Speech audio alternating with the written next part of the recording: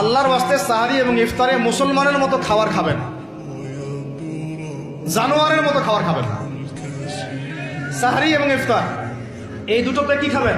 মুসলমানের মুমিনের মতো খাবার খাবেন, জানোয়ারের মতো খাবার খাবেন না। আল্লাহ পাক বোঝার তৌফিক দান করেন। মানে আমরা কিন্তু সাহারিতে কি করি জানেন? 60 পেট খাই। কয় পেট? নবীজি বলেছেন খাবে পেটের 1 ভাগ খাবার, 1 ভাগ পানি, 1 ভাগ, আবার বলি 1 ভাগ খাবার, 1 ভাগ পানি, 1 ভাগ। কার পেট খালি আছে এখন খাওয়ার সময় খাওয়ার টেবিলে?